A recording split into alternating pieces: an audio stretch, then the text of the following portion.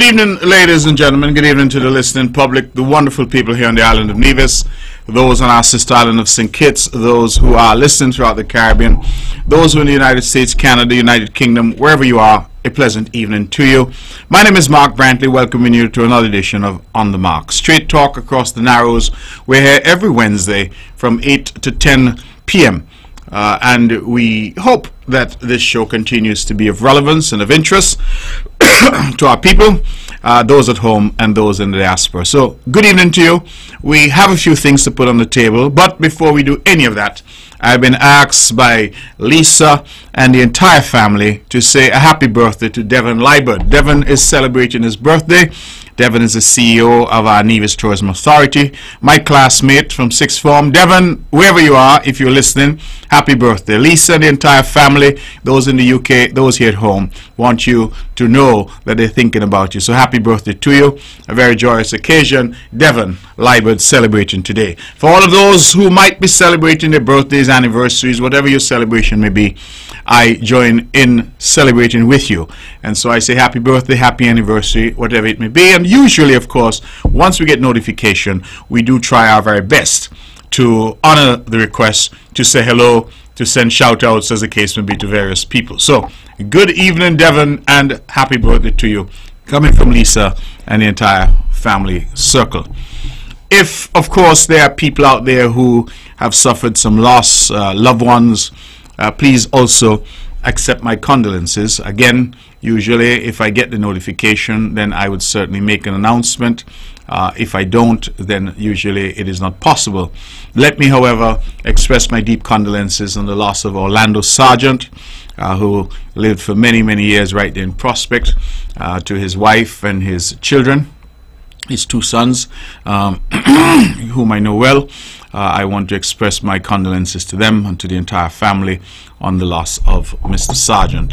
To his siblings, all of his family members, really, I extend my condolences to them and trust, as I always say, that the prayers of the multitude will comfort them in their time of bereavement.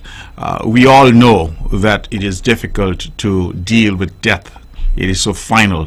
But in my own experience, dealing with death of family members, I know that over time the pain tends to lessen a bit, and so time is always the great healer. Rely on God, rely on his comforting arms. I think he is always there for us.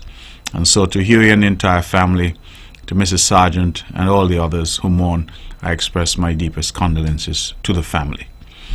Ladies and gentlemen, there's a lot happening. I know that we have a lot of listeners in the U.S. Virgin Islands. I want tonight for us to remember our brothers and sisters in St. Croix in the U.S. Virgin Islands. I am advised that President Joseph Biden has announced that the lead that has been found in the water in St. Croix, that it amounts to a national emergency, and that has been declared in relation to the lead contaminant found now in the water in St. Croix. The report I saw today said that the lead in the water in St. Croix is over 100 times the acceptable limit. That is extraordinary and extraordinarily dangerous for people. And so our heart goes out to our friends and family, to the good people of St. Croix, the Cushions there. We know a lot of our people live there. My own family members live on St. Croix, and our heart goes out to them. We are hopeful that the governor and his team will get this right and do so quickly. Of course, the U.S. Virgin Islands has access to resources from the United States, and so now that President Biden has declared this an emergency, I anticipate that federal assistance will flow.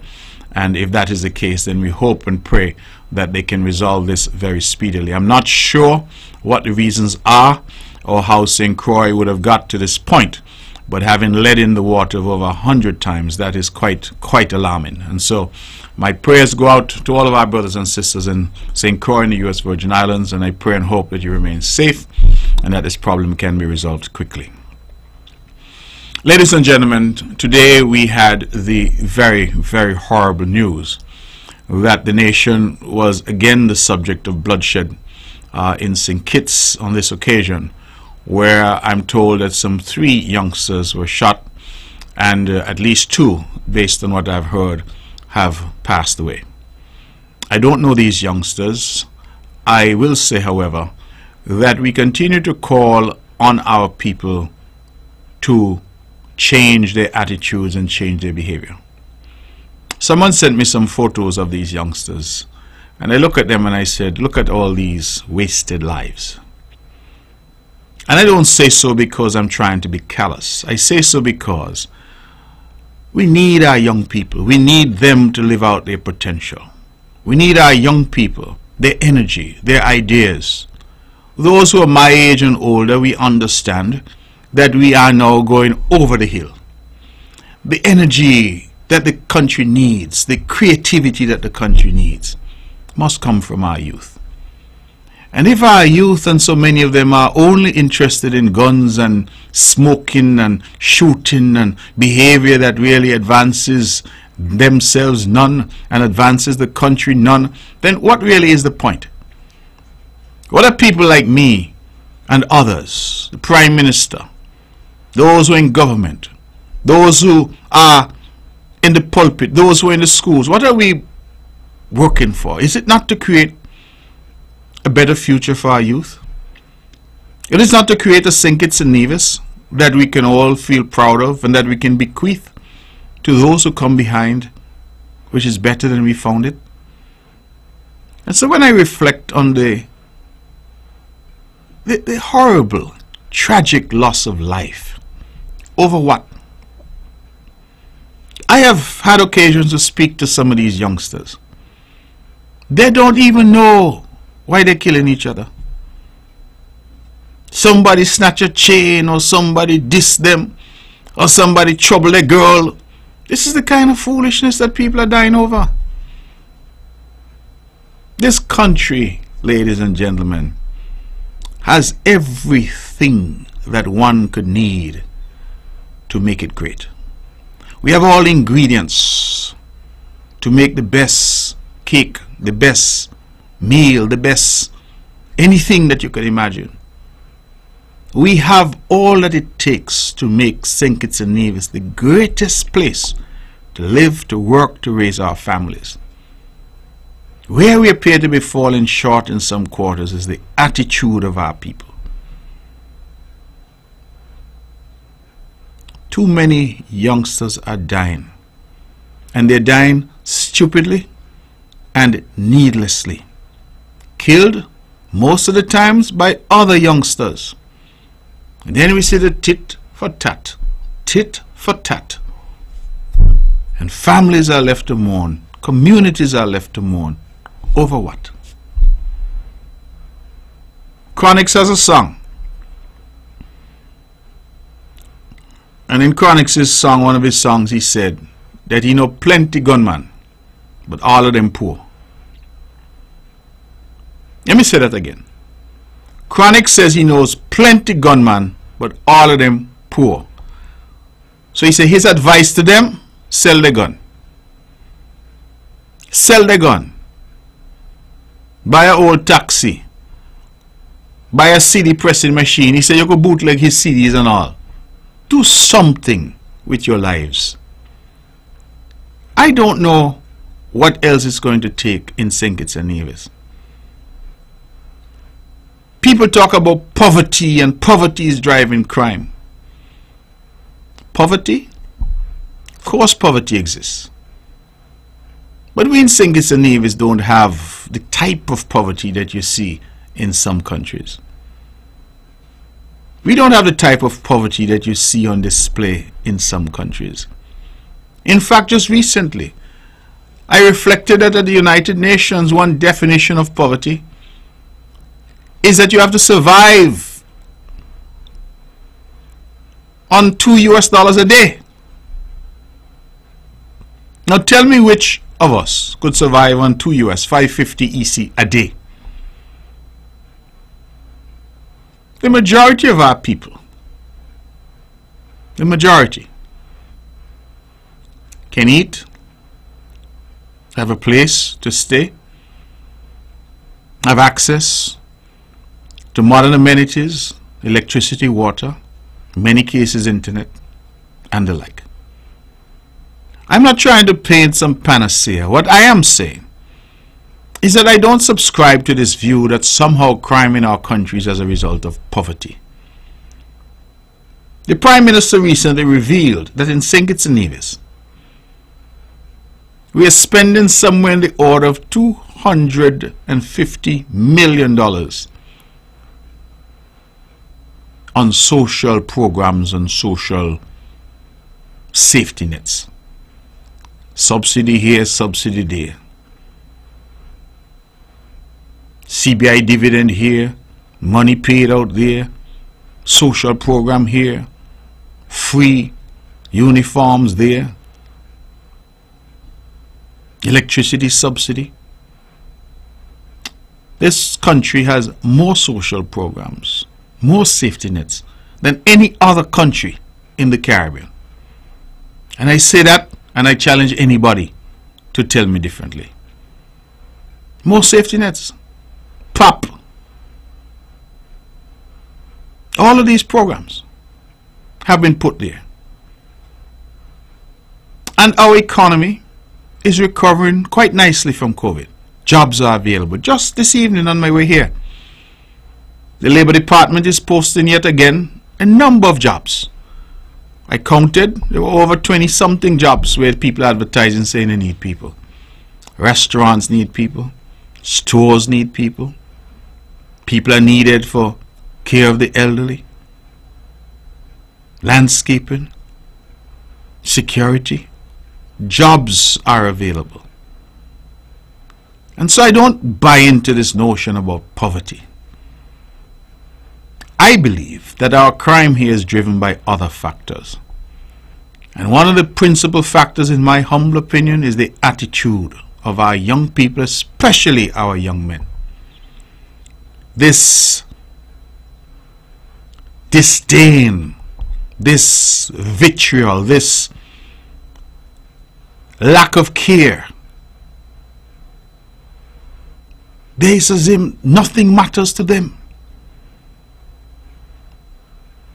And I reflect sometimes and I say, but what type of households could some of these youngsters have come from? Certainly I know there are parents out there who try their best. And at the end of the day, these youngsters will do whatever their mind tells them to do. Because God in His wisdom gave all of us free will. But I reflect that if it is true that they say that a community raises a child, what kind of homes, what kind of communities are raising these children? That they feel that it is perfectly okay for them to settle whatever dispute, however minor, with violence, and fatal violence at that. I'm grateful, brothers and sisters, to our churches, our church leaders, our prayer warriors. Because as bad as it is, I believe it could have been worse were it not for their intercession on our behalf. But I feel that all of us need to spend some time in reflection and determine what is our own contribution to this deterioration that we have witnessed in some sections of our society. I am not here tonight to preach doom and gloom, because our country has much to be proud of. There are many of our young people, in fact the vast majority of our young people, are doing the right thing. I believe it is on Monday next week we have the celebration of the remarkable teens in St. Kitts, the 25 most remarkable teens.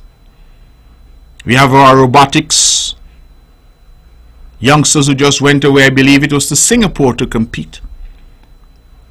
We have our cricketers, our footballers, our basketballers. We have our sports personalities. We have those in academia. We have so many of our young people making us proud. Just recently, UWI had its graduation. And so many of our young people graduated, many with first-class honors. So it is not that the majority are engaged in bad behavior. But that old adage comes to mind that one bad apple spoils the whole bunch. And sometimes what attracts the headlines is not the good that we do, it's the bad that we do.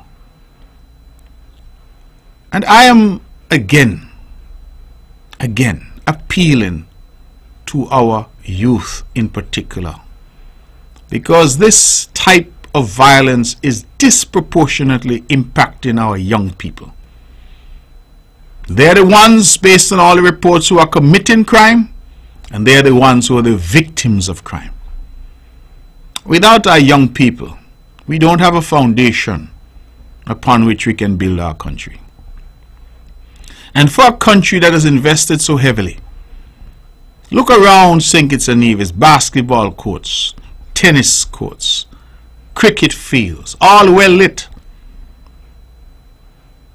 sporting facilities, education facilities. Every single youngster under the age of 16 in St. Kitts and Nevis is by law mandated to be in school. Compulsory secondary education, it doesn't exist everywhere. It exists here and has existed here since, I believe, the 1970s. St. Kitts and Nevis is a blessed place. The type of infrastructure that we have, the quality of housing that we have, water, electricity, healthcare. Despite the naysayers, there is so much about this country that all of us can be proud of. And so it begs the question, why are these miscreant few engaging themselves in behavior that leads to only two places: jail or the grave? Why? And parents, some of you, when the violence reaches, you engage in wailing and gnashing of teeth. But some of you know what your youngsters are involved in. You know. You're quick to help to hide the gun and hide the contraband when the police come. You're quick to defend and say, not your son, not your child, when you know what your child is involved with. And then, when the inevitable happens, what then? These things give me no comfort to say. In fact, when I had the news today, I said, listen, it's heartbreaking news. It is heartbreaking to hear yet again young lives snuffed out. And I continue to ask, for what? For what? So somebody tonight who engaged in that shooting in St. Kitts today, what are they doing? Are they home? They're smoking a spliff, they're drinking a Guinness, they feel good that they did something worthwhile? What did that today contribute to them or to the society? That they settle some score? And they must know now that they will be a target, so they can't even live life to the fullest. We have youngsters in this country, some of them can't move freely from one area to the next. They are outside but still in jail.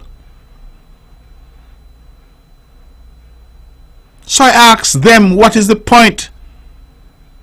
And this notion of blaming everybody else.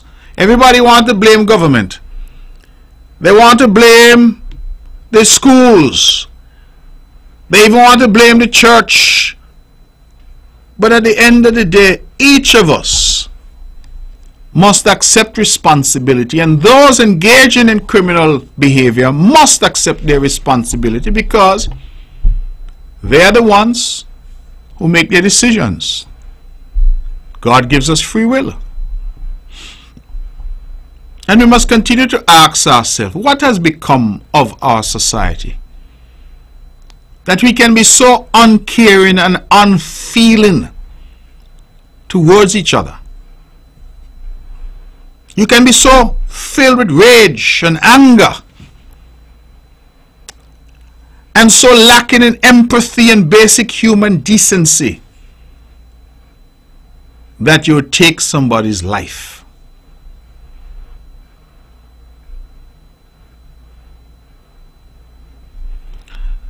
want to extend my condolences to the families, to the communities.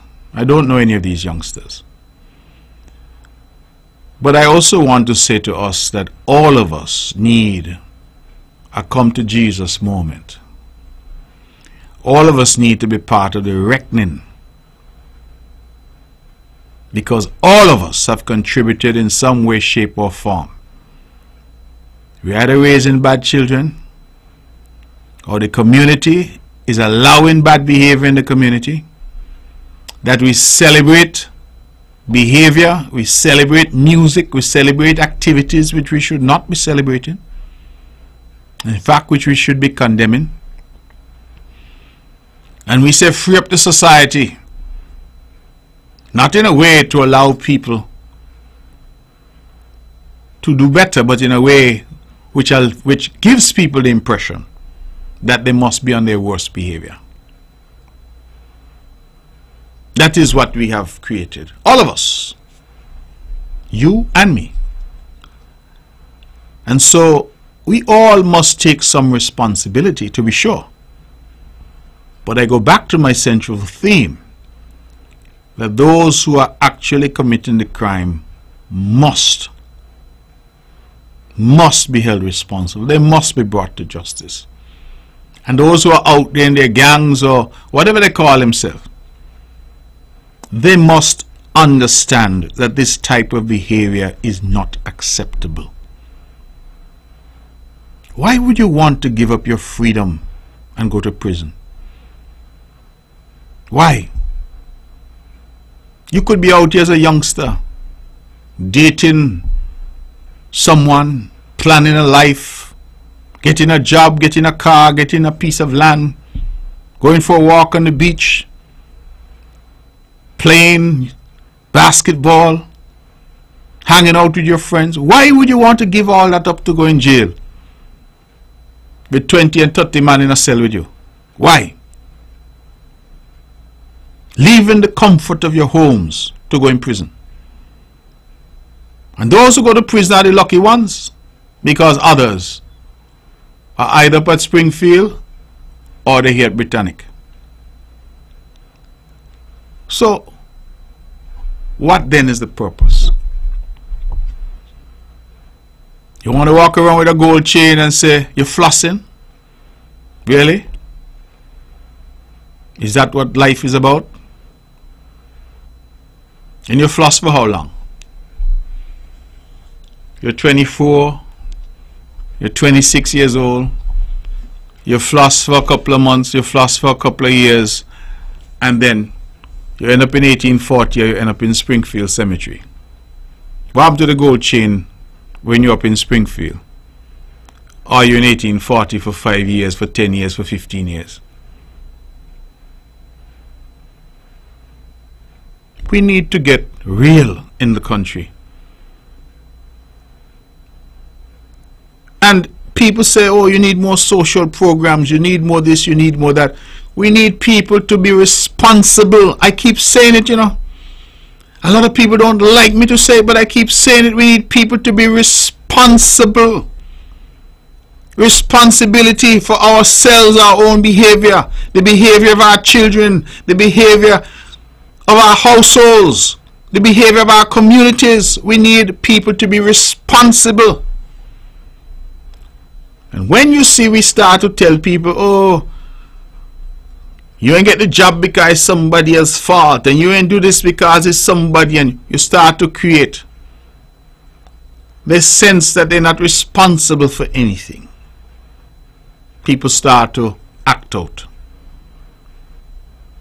And I just want to say that tonight, that we cannot continue this way. We cannot be trying to build a country when there are a small minority who continue to engage in miscreant behavior. I have said to the Prime Minister publicly before, I say it again tonight. We need a cross-party, cross-parliamentary approach. We need opposition and government working together on this problem. We cannot have a situation where every time somebody gets killed, somebody in the opposition jump up and say, another one gone, another one gone. Drew is failing. I have been there. I understand that that is the usual way that you engage in our politics. I'm saying that it is time for something new, because the usual way is clearly not working. Under every single prime minister we've had, perhaps with the exception of Sir Kennedy Simmons, crime has been a problem. Labour campaigned and said, oh, Simmons, them have crime, let us put us in. Under Douglas, crime went to all-time highs. Team Unity came in on crime. The first year or so of Team Unity, I think we had one of the highest murder rates in St. Kitts in history. I was a part of that government. We then came up with the peace program. And whilst that program was controversial, I believed in that program. And I thought that that program, if it were properly managed, could really have diverted people and given them a second chance in life. Instead, that program, like many other things, did not quite go the way that persons like myself thought it could have gone. Crime started to rear its head again.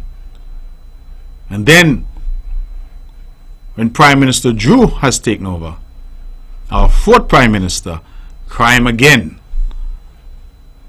is raging. And when I say crime, I mean violent crime, and the most violent of all, the crime of murder or homicide. So with the exception perhaps of Sir Kennedy, crime has been with us through successive administrations. So it can't be that crime is just the politics or the politicians. Because PAM and NRP were in, they went out, Labour came in, and Labour became Labour NRP. They went out, Unity came in, PAM, PLP and CCM.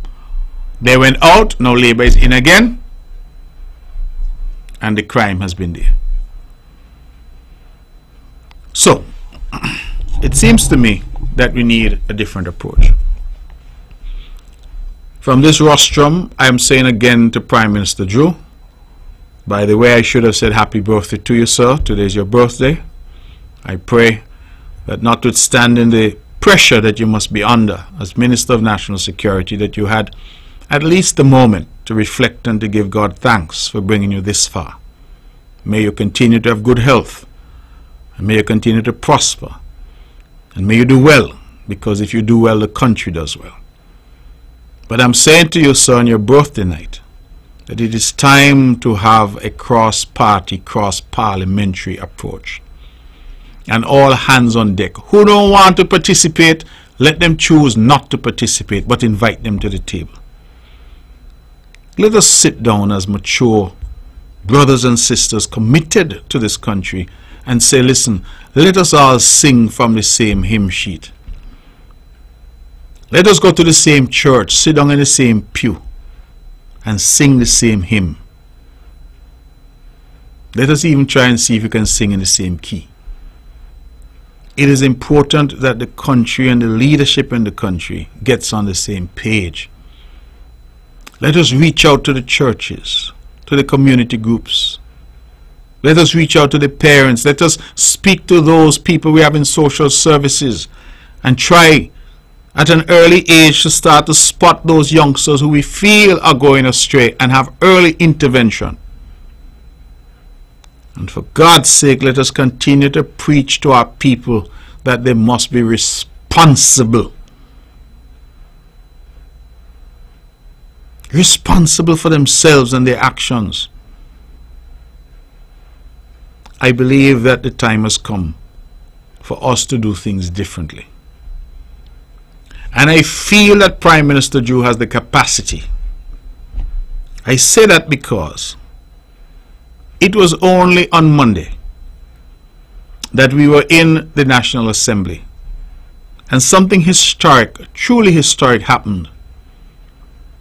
where the government of the day, headed by Prime Minister Drew, proposed a resolution in the National Assembly in support of the geothermal project on the island of Nevis. And that resolution spoke to the fact that the project and the benefits of the project will flow to all of the citizens of St. Kitts and Nevis. And in the speeches by all who spoke, because it had the unanimous support of all who were present in the Parliament, it was made clear from those speeches that geothermal, renewable energy, holds the key to the future prosperity of St. Kitts and Nevis. One may argue it has always held the key. And we have known now for nigh 20 years that Nevis had this resource, and all that we lacked was the money to develop it. Well, here comes a different Prime Minister in St. Kitts with a different approach. And he has extended the hand across the Narrows, and he has said, let us join hands and develop this resource for the benefit of all. The man in Charlestown as well as the man in Cairn. Let us develop it for the benefit of the woman in Brownhill and the woman in Boyd's. Let us develop it for all the people of the Federation.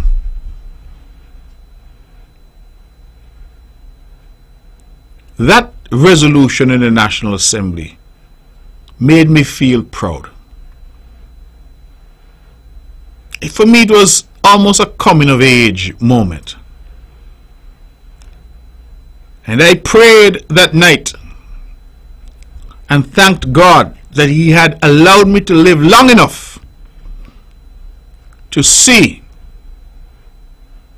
a government in Bastia stand up and say to the world that a resource that is located on the island of Nevis is critical to the survival and the advancement of the nation. It almost is reminiscent of that old saying that the stone that the builder refused shall become the chief cornerstone. Because for a long time, and I said so when I spoke,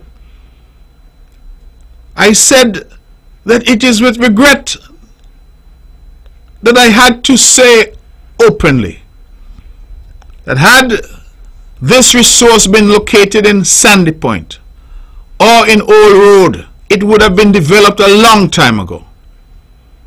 But because it was located and is located in Nevis, there have been some who occupied the chair of Prime Minister of this country who decided that it would never be developed. The old adage of cutting off your nose to spoil your face, because they ignored the benefits that could flow and would flow to all the people of the country. So they were against it because it was on Nevis. And we have a change of government.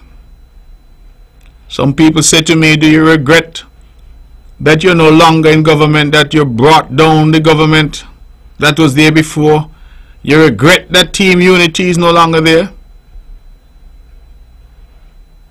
And my response, when I look at what happened on Monday, is to say, a bad wind never blows. And praise be to the Almighty God that He gave some of us the wisdom to get out of a bad situation before it got worse. Because for 7 years we sat in a unity government and Nevis could not get any support on this project. And it's only after that government fell that I am to find out that while I was promoting geothermal at every turn, that discordant voices in Bastia were saying the very opposite and whispering in the corners around the globe. Now study them over there. We're going to do our own geothermal in St. Kitts, knowing fully well that St. Kitts does not have the resource. But all of those were tactics to block what they saw as progress for Nevis. And I give Prime Minister Drew his credit because he sees it not just as progress for Nevis, but as progress for the nation. It's the closest that we have had in recent times of somebody thinking nationally and not just about the island of St. Christopher, but the nation of St. Kitts and Nevis. And so I felt proud, and I gave God thanks, and I continue to give God thanks to be alive at a time such as this, because I would prefer to be in opposition, working with people whose yea is their yea and whose nay is their nay, than to be in a government working with people who are undermining you at every turn and at every step. So let me stay in opposition and look across the aisle and say to the government that we can take principled positions for the advancement of the nation. And that is what we had on display on Monday. Praise be to God. The geothermal project will proceed in the national interest as a national good.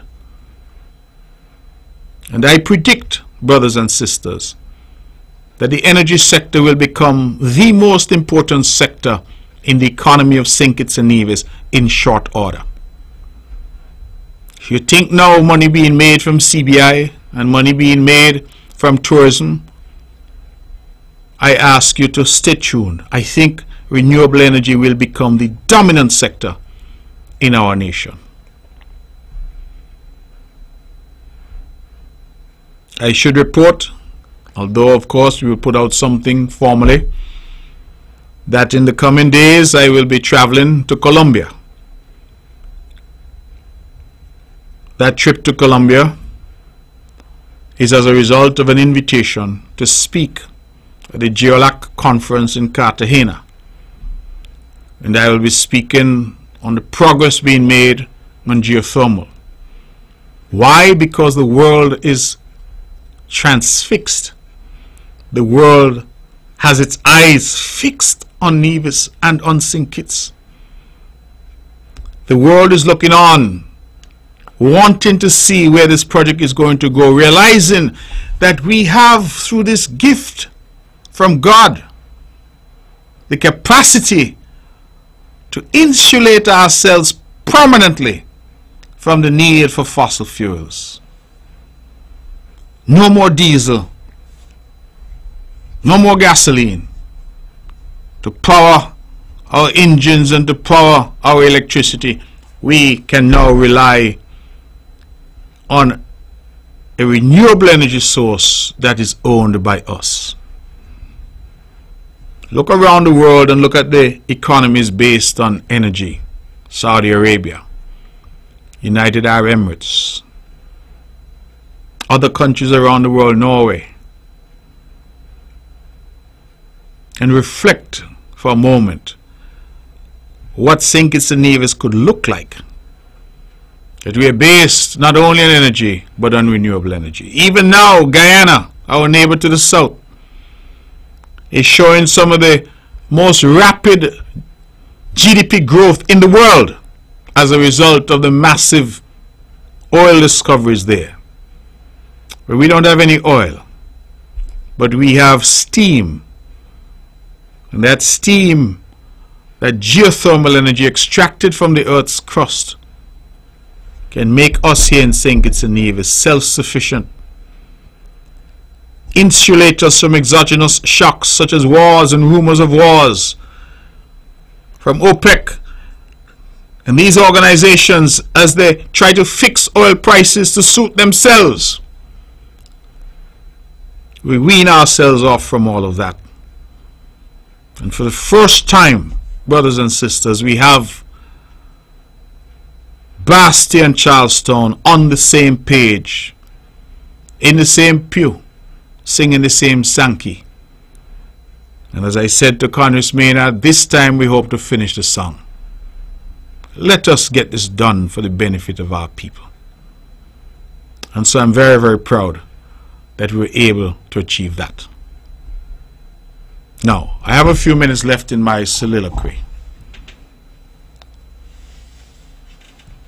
I want to speak a bit about yesterday in the House here on the island of Nevis.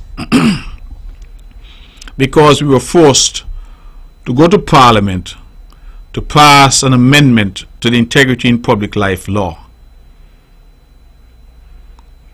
Because the current law said that the commission would comprise 3 persons: a chairperson appointed by the Deputy Governor General in her own deliberate judgment, 1 member appointed by the Deputy Governor General on the advice of the Premier, and 1 member appointed by the Deputy Governor General on the advice of the Leader of the Opposition.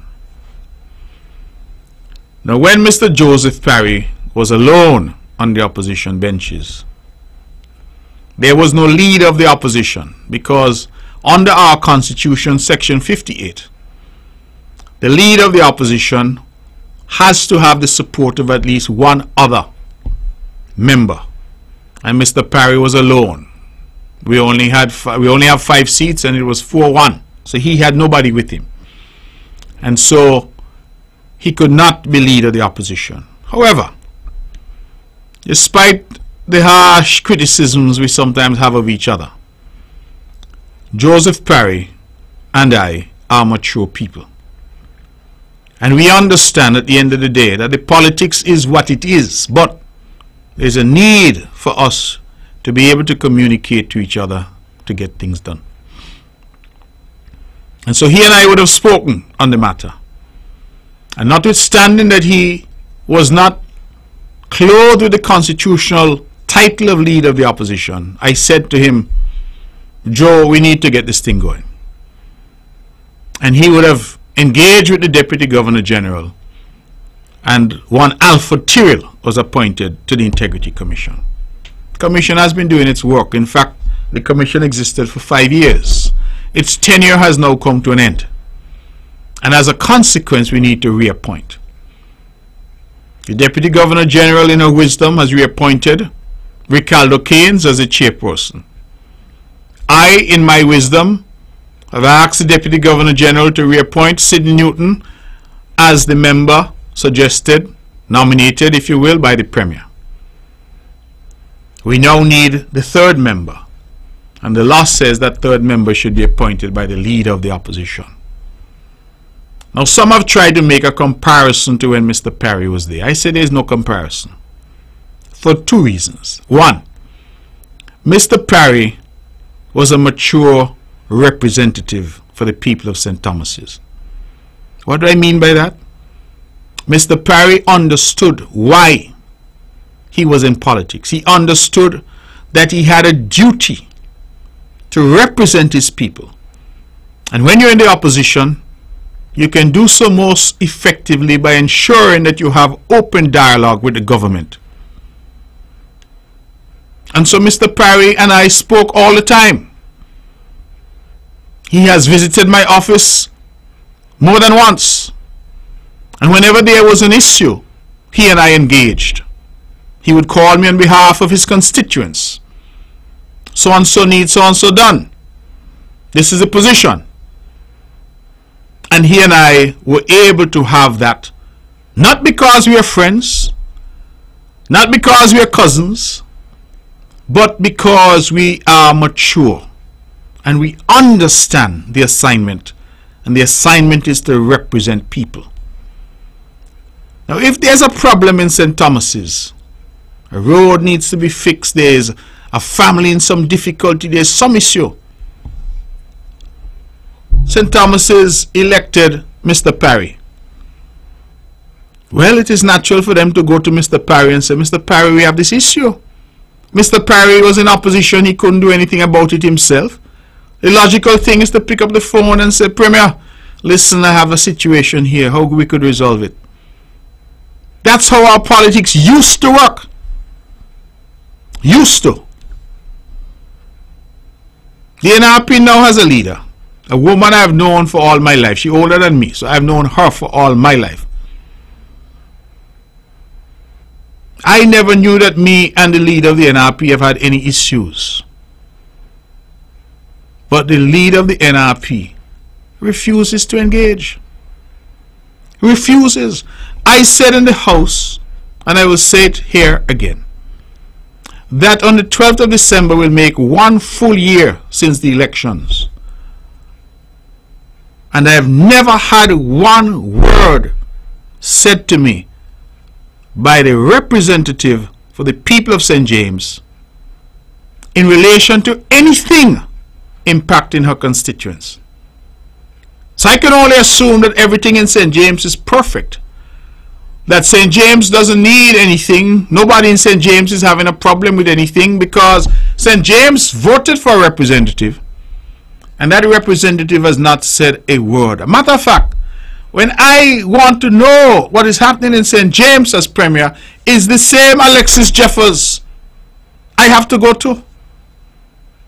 I call him and say, Zuko, what's happening over here? Here's so-and-so, what's happening? Because I have no line of communication.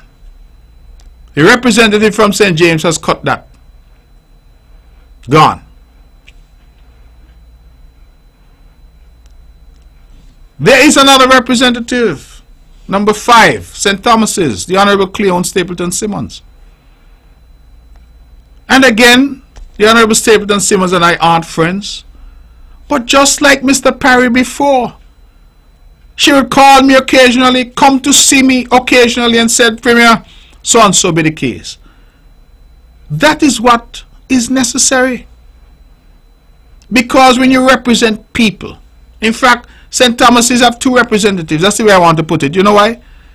Because both herself and Latoya Jones, who ran for the CCM unsuccessfully, are constantly calling and agitating. They need this done, they need that done. The person who the people of St. Thomas's, the people of St. James sent to Parliament, says she not talk to me. Don't speak to me. Not understanding that whether she talks to me or not is nothing to me because I live by me. And thank the Lord, I beg shelter. So that doesn't affect me. But we have to rise above the pettiness and say, listen, I represent people. And if I have to go up on top the mountain to get something done for the people I represent, that is what leadership is about. So that's a fundamental difference, number 1. Because Joseph Parry had the maturity to have an open line of communication with the Premier. The member for number 4 now, Dr. Janice Daniel Hodge, says she not talk to me. So it means that not one word, not even by letter, by text, by anything. All she apparently is able to do is whenever she wakes up, she put out something on Facebook abusing the government over something. But constructive engagement. You see, I go think I'm leader of the opposition, and I'm also Premier of Nevis. And I engage with Prime Minister Drew. He and I don't agree on everything. But I engage with him, you know why? Because I represent people. I represent the island of Nevis. And he sometimes has to understand the needs of the people of Nevis. Well, who else is going to tell him that? But I'm going to write an article on Facebook, or I'm going to pick up the phone as a mature individual and speak to him. The second fundamental difference is this: that Mr. Parry was on the opposition benches alone. And so when I spoke to Mr. Parry, I knew that I was speaking to the representative of the opposition in Parliament. We now have a situation since last year where we have 2 representatives in opposition. We have Dr. Janice Daniel Hodge, the leader of NRP, and we have the Honorable Dr. Janice Daniel Hodge, the leader of NRP, and the Honorable Cleon Stapleton Simmons, who was a candidate for the NRP, was elected by the people of St. Thomas's, but has since been thrown out of the party. The word I used in the parliament yesterday was the kinikata out of the party. I like to use them colloquialisms sometimes because people in the diaspora get a kick out of it because they're not going to hear kinikat in the office in New York and in Tampa. So the kinikat are out. So she is now an independent. So the question is, who on the opposition benches can we now say speak for the opposition? Is it Janice or is it Cleone? Because both of them are on the same level. Both of them want a seat. Now, had we had the level of maturity that our politics demands, that Janice and Cleone would have been able to resolve their problems. In fact, if Janice had any leadership capacity and capability, the problems that erupted and had interviewed all around the world and thing would never have come to light. They would have sat down, locked the door if necessary, and resolved those issues. Compromise if necessary, but come to the public with those issues resolved. That never happened. So Janice wanted to be leader of the opposition. That didn't happen. She could not get Cleone's support, and I suppose Cleone couldn't get her support either to be leader of the opposition. The result of that is also consequential because it means that a senator who should be on the opposition benches cannot be appointed, because the senator can only be appointed on the advice of the leader of the opposition. So no leader, no senator. Some person out there could have had an opportunity to be in the parliament, honing their skills. That's where I started, as an opposition senator in 2006. That's where I got my legs, my voice in parliament, when I was called to serve in 2006. Somebody now is being denied that opportunity because the two representatives from the NRP who were elected on an NRP ticket can't get along. So one now has been kinikat out the door, and the other one is standing alone. The cheese stands alone. No leader of the opposition, they can't agree. No senator, they can't agree. And in relation now to the third commissioner for the Integrity Commission, had the two of them been able to at least say, listen, this is important enough. This rises to a position of national significance.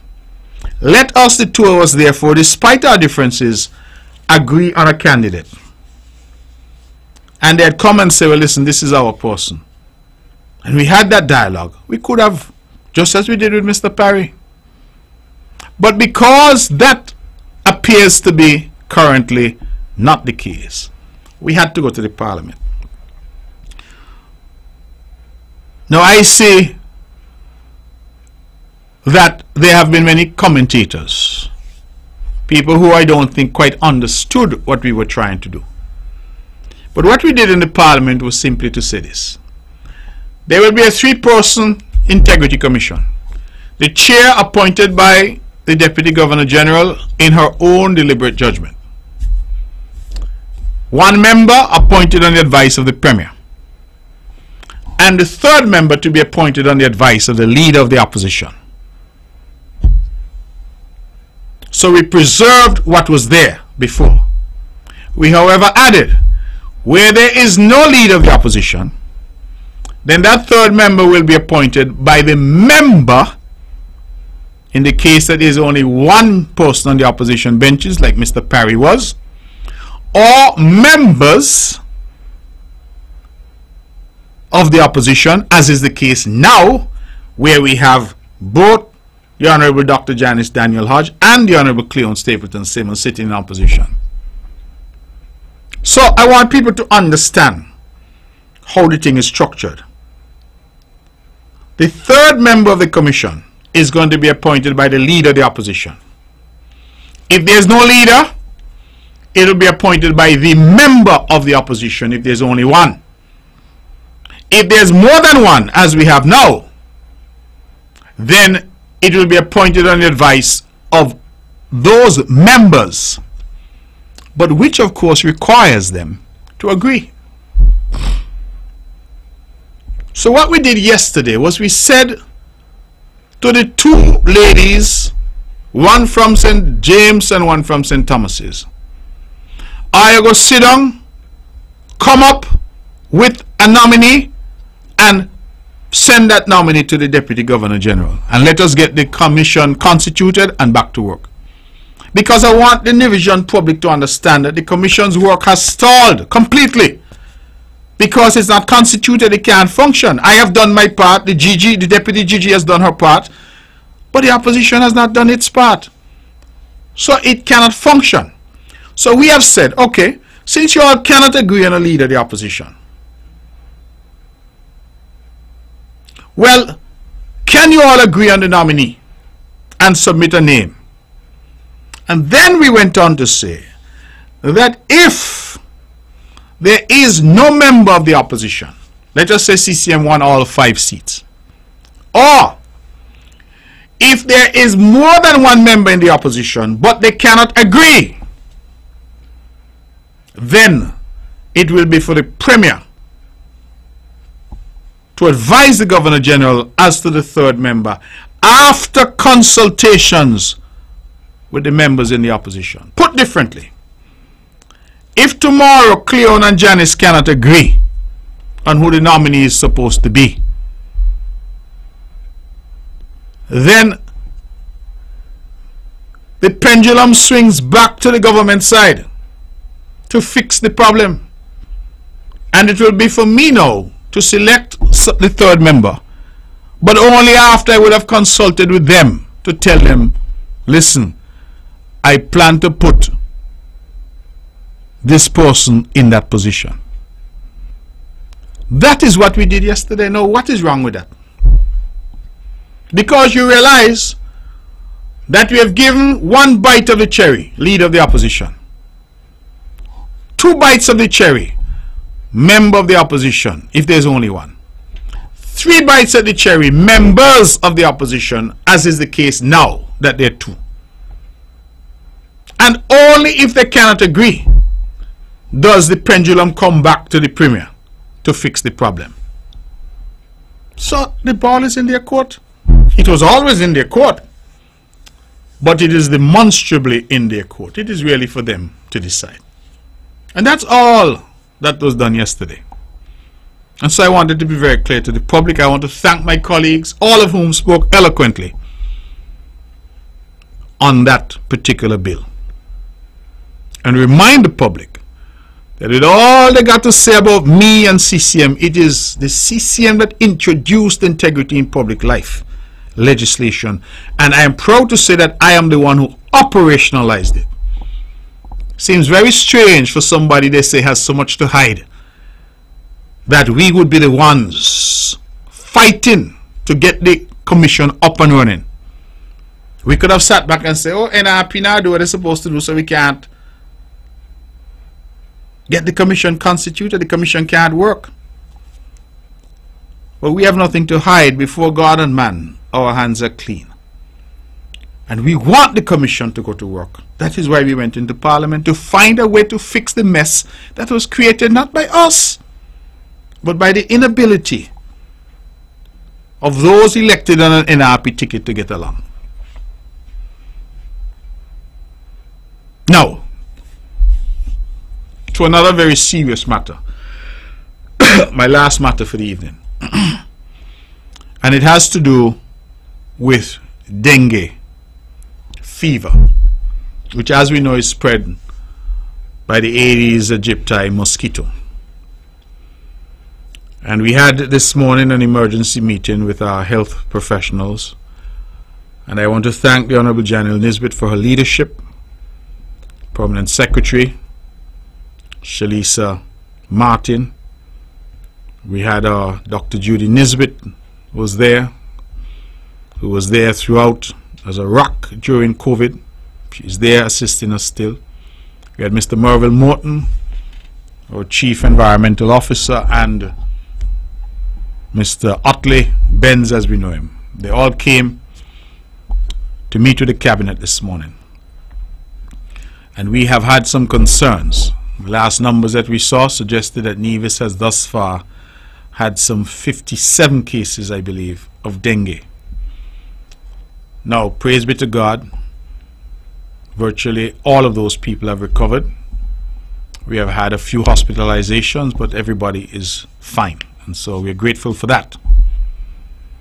I am advised today that of 108 suspected cases, we have tested 106, following the protocols that CARPHA would have put in place.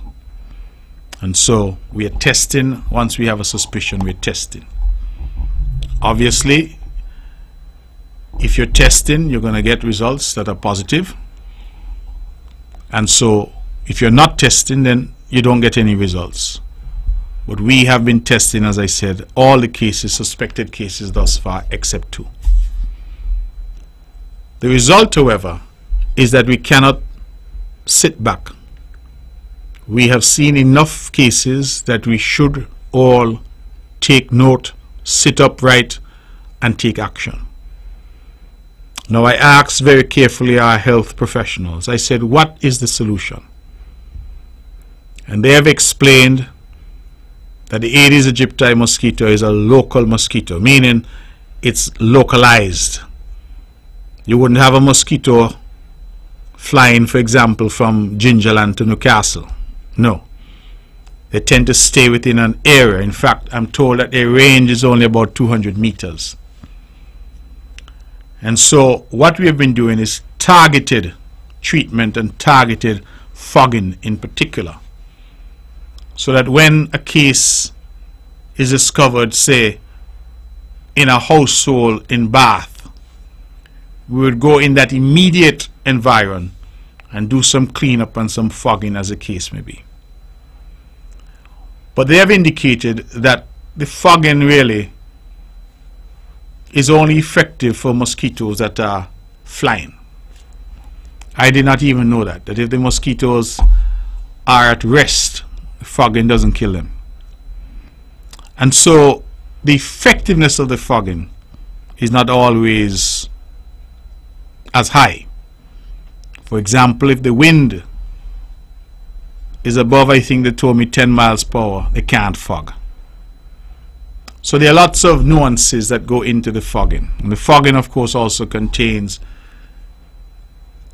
very seriously toxic chemicals that has to be mixed just right, otherwise it can pose a problem to humans, but also it can pose a problem to other flying insects, other flying beings, if you will, organisms. One of the grave concerns, for example, is that the fogging can kill bees, and we know bees are critical for our pollination, but also for our honey, and our beekeepers would not like the idea that we are fogging and killing the bees. So it is a delicate balance. Whenever you put something alien into the atmosphere, as fog is, you have to achieve that balance. So I was very happy. I think that I was educated this morning, listening to our health professionals, listening to Mr. Merville Morton, who's quite knowledgeable, listening to Mr. Utley, the Permanent Secretary, Dr. Nisbet, our Minister. I learned a lot. They said to us, brothers and sisters, that the key element in controlling this dengue fever and controlling the mosquito population is to eradicate breeding sites. That, they say, is the critical factor. And so I am appealing tonight to you. If you have pots and flower pots and things around your yard and they have water in them, please empty out that water and keep them dry.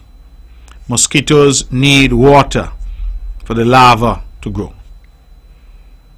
If you have, some of you I'm told have drums and buckets of water all around your house on the outside, empty them, please, because it will breed mosquitoes. For those of you who may have water put out for your dogs or your animals, monitor. If you see the little squigglies in there, it means that you have to empty that out.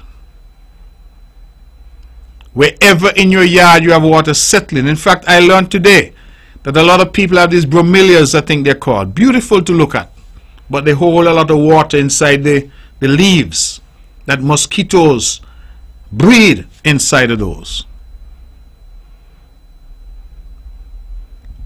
They have to be treated. So we're calling on the hotels and all of those who have a lot of bromeliads that you must treat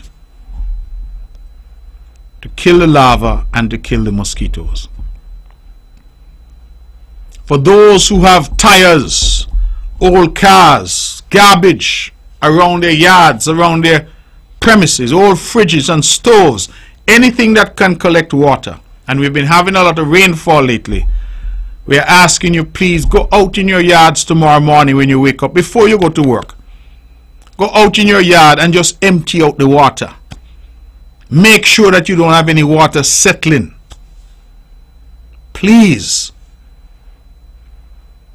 Dengue so far hasn't killed anybody, but the health professionals made it clear that it can kill.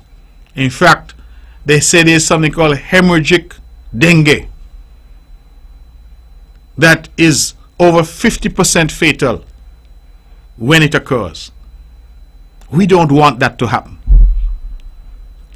So yes, we're going to continue with fogging in a targeted way, but the critical part of controlling the mosquito and controlling dengue is for us to be, I'll go back to the word, responsible. Clean up our yards. Clean up our area. A lot of us have lots of flower pots. Make sure that they don't have any stagnant water in them. Check pots and pans, old can and bottle, whatever you have around the yard that could have water. Some of us, for example, we may have a case there of soft drink, the bottles, the empty bottles, Heineken, carry up the empty bottles, water's got into the bottles, mosquitoes might be breeding right inside there. Empty them out. That's what we're asking you, please. Wherever you find around your yard that you have stagnant water, the government will be doing its part. We're going to be doing far more public relations and educating our people. We'll be going around where there's a need to do some cleanup. Certainly we'll make our resources available to clean up some of these lots in the areas. But we need our people to do their part as well. So I'm begging you all, please, please, tomorrow morning when you wake up, go out in your yard. Do your own inspection around your yard. And wherever you have any stagnant water, any at all, please get rid of it. The life you save might very well be your own or your child. And the cases we've had so far, dengue isn't picking out, because I'm told we've had from, I think, age 3, I believe it was age 3, all the way up to 80 or something like that. So it's not picking out. Little ones are getting it. Those who are middle-aged are getting it. The young are getting it, the middle-aged and the elderly. So I'm making that appeal tonight. You'll hear a lot more from the health professionals. But I thought, since I have you here with me, and I have this audience, I know a lot of people, for example, overseas, listen, please. If your family at home isn't listening, reach out to them and tell them clean up their yard, clean up their surroundings, empty out all the water that would have gathered in bottles, in pans, in pots, whatever you have. Check your bromeliads. Make sure that nothing is breeding in them. They hold a lot of water. The hotels have lots of bromeliads. We're asking you to treat them so that we can together break the back of this situation that we're facing with dengue. Please, that is my plea to you. It is 12 minutes past the hour of 9 o'clock, and I'm now going to open the lines at 869-469-1616 and 1700. We're going to take your calls on those numbers. If you can be patient with us when you call in, we certainly want to hear from you. And so we take the first call. Good evening, you're on the mark. Hello? Good evening, Miss Sheriff. Good evening to you, my dear. How are you? I am good. Yes. Psalm 55 verse 9 and 10. Yes. Destroy, O Lord, and divide their tongue. For I have seen violence and strife in the city. Day and night they go about upon the walls. There of mischief also and sorrow are in the midst of it. Good night to my nephew over there in Canada, and my cousin is here in Nevis. Miss Sheriff, you know me love you, love you, love you. When you say opposition must go and go sit down, I go home go sit down, and I understand. Good night. Good night to you, my dear, and happy to hear you. Thank you for the scripture. And yes, some people sometimes need to sit down because of how they behave. So we continue to hope that they behave better, and all of us can work together to achieve. Let's go back to the phones. Good evening, you're on the mark. Mark, good evening, Mr. DuPont. Good evening, brother. I must tell you that I still believe in you as a politician, so I have to remind you tonight that you still impress me. And in spite of the fact that I spend Saturday and Sunday, every Saturday and Sunday in Nevis, there are many who condemn you heavily without giving me good information what you're not doing or what you're doing wrong. However, I want to commend you, having listened to you carefully, on the solutions you are trying to bring with the opposition in Nevis. I pass the young lady who won the seat. I can't remember her name. I passed and saw her a couple Saturdays ago by Carbo Shop. But I don't even know if I could stop and have a chat with her, because I would like to have a talk with both of them.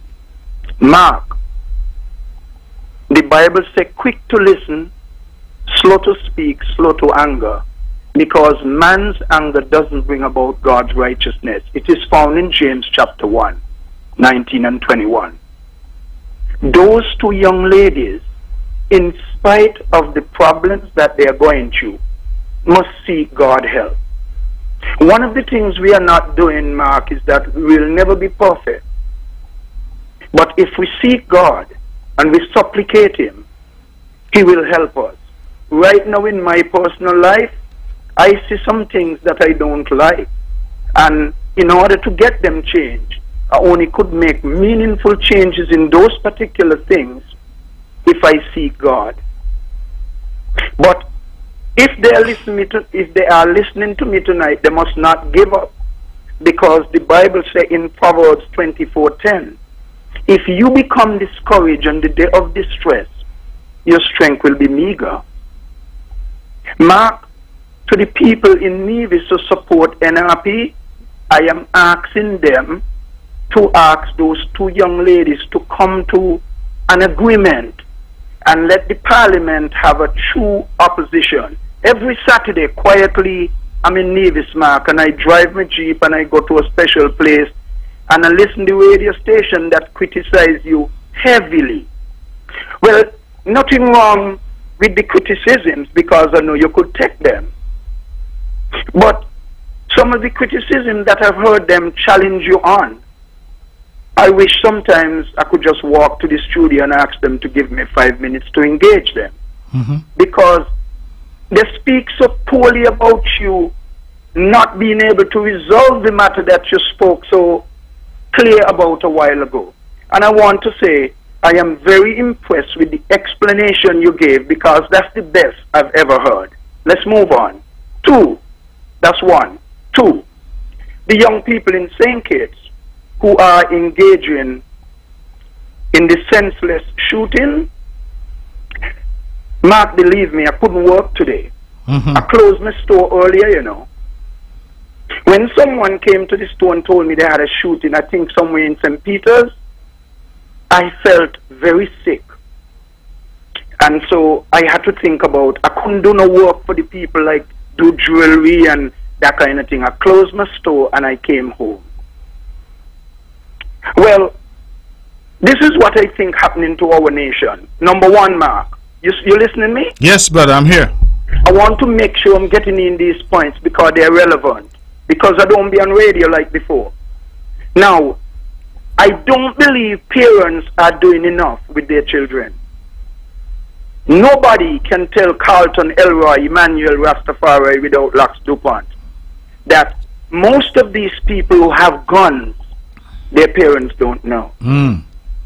But I am here reflecting in my house, feeling so nice and still down. So I'm two-way. I'm feeling good one way, and I'm still concerned about the nation because it is damaging to the nation.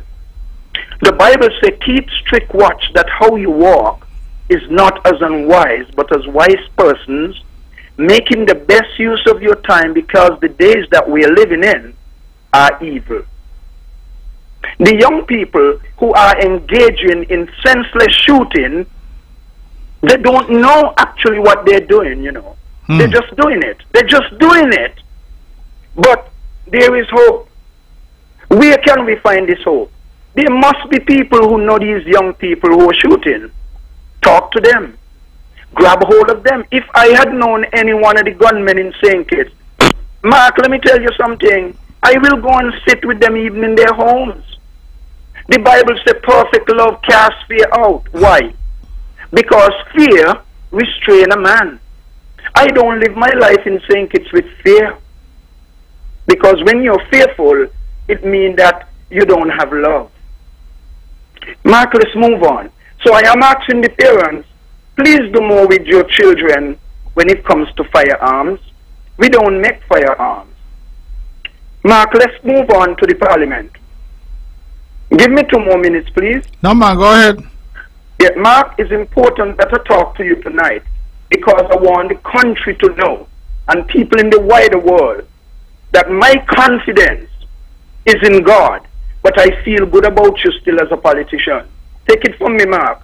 The day I start feeling a different way about you, I wouldn't come on the radio and call you down. That's not how I do it. I will engage you first. You listening to me, right? Yes, brother.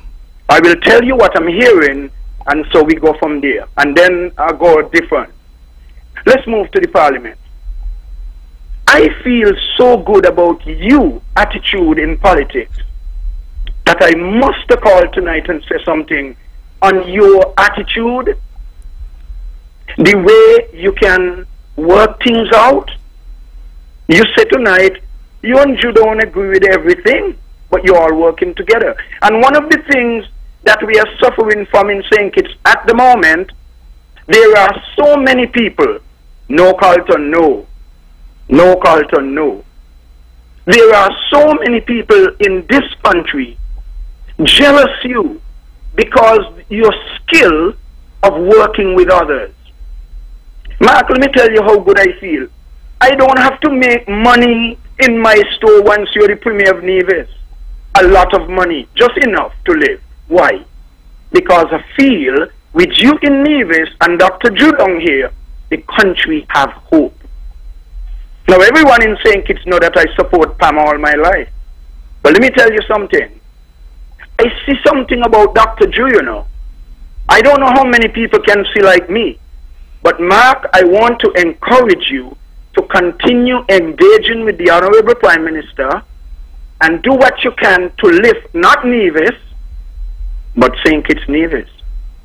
Let me tell you something that Dr. Ju made me feel so good yesterday. I'm sitting in my $5,000 leather chair here, and I had to ease it back a little bit, my lazy boy chair.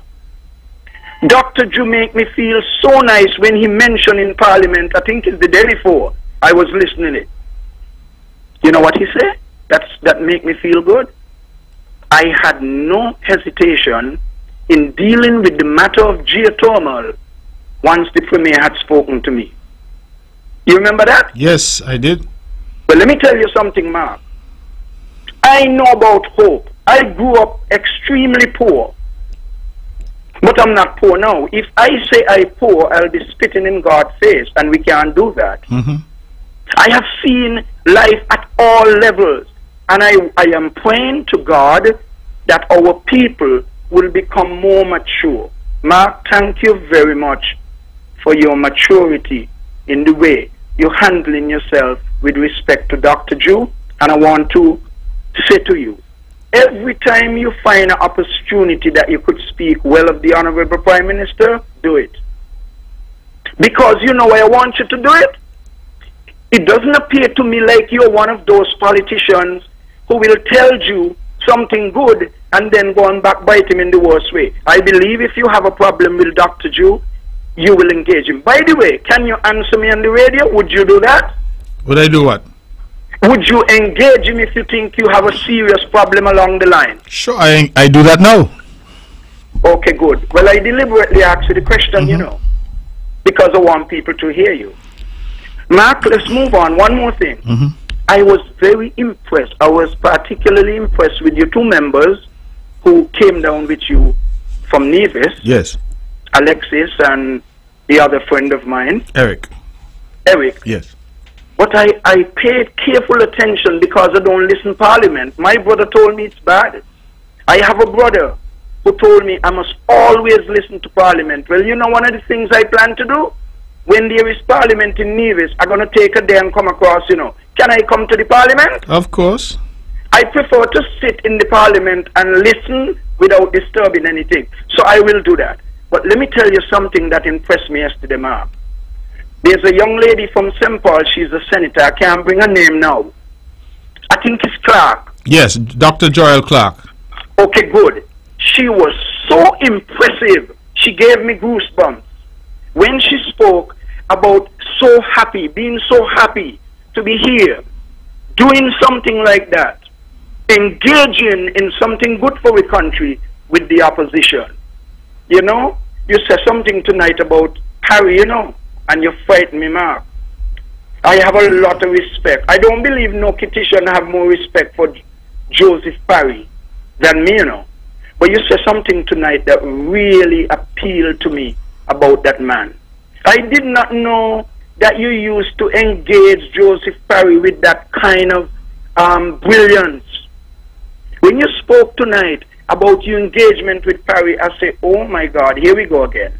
I want to give somebody else a chance. I have a lot of things to say, but not tonight. I think you have given me 7 or 8 minutes. That's enough. Except to say to you, Mark, please give me 1 minute to read 3 verses of scripture that I want young people to pay attention. It is found in Ecclesiastes 8. I use it for breakfast at mornings. 3 verses, 6, 7, and 8. For every matter, there is a time and procedure, because the troubles of mankind are so abundant. Since no one knows what will happen, who can tell him how it will happen? Just as no man has power over the spirit or can restrain the spirit, so no one has power over the day of death. So as no one is discharged during a war, so wickedness will not allow those who practice it to escape it. I am wondering if most of the people who are being gunned down, I'm wondering if they are engaging in acts of evil. I hope not. May God bless you, Mark, your family, and I wish you well, and keep working to build this nation, please. Thank you, my brother. Thank you. I gave you the time because I think that the things you had to say were important, as always, and you would have expressed yourself clearly and eloquently as only you can. So thank you very much for your time, and you're always welcome on the show. Let's go back to the phones and take some more calls. Good evening, you're on the mark. Hello? Hello? Mark, yes, you're on the mark. Go ahead. Mark, happy Halloween in advance. You're welcome. You get the lights sorted out, I see? Oh, yes, my lights are out, but my bushes with the mosquito there, me want get it back then, get nobody come chop this bush. And me reach them and they come in and chop this bush. Mark, I get my lights out. But the people them a reach them and attack, so they mark them in coming and chop this bush. And the dengue people living off all these green leaves what they up underneath me here. Me mosquito don't breed in green leaf. Mosquito breed in water. Yeah, but they living under the green leaves. Under the green leaf, you say? Yes, they're living under the leaf, the cool and the leaves. You see when people going through the bush or you're in a bushy mosquito, them a fly a bite your man. All right. Well, as I said, I can only speak to what the experts told me, and what they said is that we have to look about the water. Anyway, you want, listen, long story is you want your place cleaned up. I delivered one thing you call around already. I will have to have them come and have a look about cleaning up the area there by you, okay? Yes, ma'am. Right. Thank you. Okay, my dear. Good. Take good care. God bless. We're taking your calls. 869-469-1616. Let's go straight back to the phones. Good evening. You're on the mark. Hello, good evening, Mr. Brantley. Yes, good evening, sir. Mr. Dupont did a better job than I could have done, but I had it in mind to call you and thank you for the explanation. Yes, Mike. I'm not hearing you properly. You had it in mind to do what? To call you and thank you for the explanation you gave tonight. Ah, okay. But Mr. Dupont called in first, and as you said, only he could. He was very eloquent. I couldn't do it better myself. For the explanation, because I missed Parliament and all sorts of things were said. But hearing it from the horse's mouth, and as clearly as it came across, I see purpose in what was done. You're talking in the context of the integrity in public life? Yes. Yes. Yes. Good. Because okay. I thought, from what I was hearing, I thought it was for a different reason. But now I see how it was done, what was done, and the purpose it was done. Well done. Thank you, brother. And If they still have a problem now, just like I have always thought, the problem is with the actors. yes. Thank you very much, Mr. Brantley. Okay. Thank you very much for that. And I like the way you put that. The problem is with the actors, and sometimes the actors need to act right, and they can't blame the script. They have to do the acting. They have to act right, and they need to just. I think the Honorable General Nisbet put it best. They need to grow up. That's what we need. We need people to say, listen, put aside whatever it is. You hear I said, oh, Joseph Parry and I were able to communicate because that was important for the people. That is what is important. It is not that I am saying, oh, we need to be friends. You know, that is not important. But when you represent people, you need to communicate. Imagine the people of St. James elected somebody, and for me to get a measure of what is happening in St. James, if I don't go over there myself, I have to call Zook. I have to call Zook. Because the person who the people of St. James sent to the Parliament has no contact whatsoever. It's the only constituency right now where there's no contact, no communication about the needs of the people in the constituency. I have to go to Alexis, who continues to represent the people of St. James, even though he's no longer in the local parliament. That's where I have to go to. Let me go back to the phones and take some more calls. Good evening, you're on the mark. Good evening. How are you doing? I am well, thank you. Good evening to you. Okay, good. Yesterday, there was any time frame set for the board members of the opposition to get back to you all with a decision? No, the legislation only passed yesterday. It hasn't even yet been gazetted or anything. So we would expect that once it comes into force, that they would have to come back in a reasonable time frame. In fact, I will tell you that it would be my intention to engage with them both to find out where things are, and if we can't get an agreed position from them, then we will have to go without them. That basically is what it is. Yes, it's a reasonable time, but I mean, what I think you should have be more specific and say a certain maybe in 2 weeks or something like that. Well, I understand that. We can't always legislate. I mean, the law understands what reasonable is. And so once they're invited to nominate and they do not, or they cannot agree, then we'll just have to move on, because The problem that we're having is that the work of the Integrity Commission is being hampered. They cannot function. So we have people, we have office, we have all of that. They can't do any work because without the third member. Okay, and how I understand this thing, I mean, if they don't agree, and you would have indicated to them your choice, if they don't approve of your choice, you can still go ahead, right? Obviously, right? Yes. I can still go ahead. Okay, all right, thank you. All right, thank you very much. Yeah. I'm hopeful it doesn't come to that because they've been given yet another chance to come up with a member, so let's hope they do that. Do we have anybody else who's holding? Ladies and gentlemen, 869-469-1616, 869-469-17. Let's go straight back to the phones. Good evening, you're on the mark. Hello? Yes, you're on the air. Go ahead. Okay, Mr. Mark, good evening. How are you? I'm well, thank you. Great. I looked at the parliament yesterday, and I did not know Dr. Janice Hadjo. I done a lot of his name. But Mark, when I see the lady face on the television, she seems to be a very vindictive person. Just watch there how she expressed herself as a facial expression. She's the one who is actually keeping the vision down the ladder.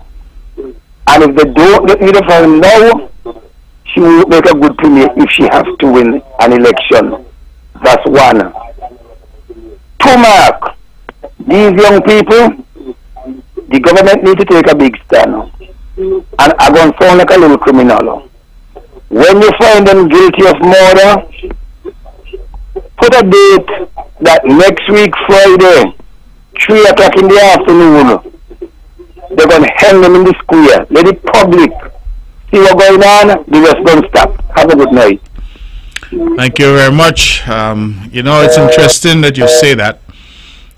Just recently in Jamaica, in response to upsurge in criminality there, Prime Minister Holness, who apparently had been on record as saying that he does not support the death penalty, is now saying that he does, that he can understand now why the death penalty is important, because it is important to remove some of these people from the society altogether. So I thought it was interesting because he came out publicly to say, in response to the difficulties there, what the position is. But I'm taking your calls. I had a very long soliloquy at the start, and so I'm trying to get as many calls in as possible. 869-469-1616 and 869-469-1700. We have about 25 minutes left, and so I'm inviting you to call if you want to be a part of the show this evening. And here we go. Good evening. Good evening, you're on the mark. Good evening. Good evening, you're on the mark. Yeah, I'm on the mark? Yes, you're on the air. Go ahead. No, but you're talking. Well, I am talking so you could hear me. Okay, but I'm not hearing myself in the background. Anyway, I'm calling about a concern. My concern is that I went to visit the hospital last week, Monday. And upon reaching into the hospital, reaching into the yard, I saw basically no nurses and, you know, no doctors. So now upon getting on the inside and visiting the person of interest I went to visit, I still saw no doctor or nurses. So my suggestion is, because that person was in critical condition and passed the next day, that you have scheduled doctors, high quality nurses on call to monitor these people, because I've been hearing a lot about healthcare, but it's not visible in terms of when you do go to the hospital. So yeah, I would like a request that doctors are on schedule when you have these kind of patients. The high degree nurses. Yeah, and that's my point. And for those persons about Miss Hodge is doing a lot for consistency over here, and we love her. Good night. Okay, thank you very much, Miss Hodge. Oh, no, I'm not sure who you mean by Miss Hodge and who's doing what for our constituency. But caller, I don't know which hospital you're speaking about, whether it's the one in Nevis or St. Kitts. But what I will say is that I find it curious. I'm not doubting what you're saying, but I find it curious because I go to the hospital and nurses and doctors are always available at our hospital. The only period of time when sometimes you may have to to wait is if you need a specialist doctor, and then they will have to call in whoever is on call. But we have doctors who cover all the shifts. We have nurses who cover all the shifts. The hospital is open 7 days a week, 24 hours a day. So I am not quite sure why you would have gone there and, as you say, seen no doctors, no nurses.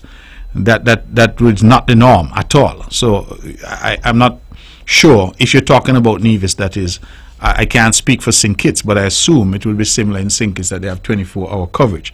Let's go back to the phones. Good evening, you're on the mark. Hello? Hello, good evening, Mr. Matt. Yes, good evening, you're on the air, go ahead. Yes. What happened to this moon killing was going on? They don't know how they will humbug the country, you know. Because when these numbers going up higher, and the tourism, people out watch it, people want to come in to visit the country, they will change their mind. The visitors, they will change their mind. So I don't know what happened to them. We were so cool the other day. Oh, you could just watch your brother in broad daylight take him out. Huh? That is not right. We need to talk to our children. I don't care how big they be, they put on 100, talk to them. I use 120 as the model. We need to get this thing fixed, and the death penalty, I agree with that. Because there's no death penalty. People now just let the go like a wild goose chase again. Oh, tit for tat, butter for fat. This incident says was somewhere they went in a place, I wouldn't call the place name, in Borak, and they had a stabbing incident, and the person had get locked up, and that's what happened. Just let go yesterday and all the harm today. That shouldn't be. Because he don't get arrested. Why you have to kill him for today? I don't know what's going on. This is not good, and nobody's supposed to be behind the closed door and laugh, you know, because they ain't no joking this. Because what they don't watch, you know, Mr. Mac, they damaging the tourism. They damaging it. And this is how his name ain't going to look like it's going to be so hot the same for them to make it a little cooler. I don't know. They need to get about do some checking. Right? They say we have this person now come out. We're going to see that things going to be better. Right? But I don't know, they got to come around, and Mr. CJ, somebody said to them, walk around, come out from your office and meet people. I used to see him down at the terminal with some of his, you know, some police, and, you know, go around and let people meet you and let them see you and know what to do and say.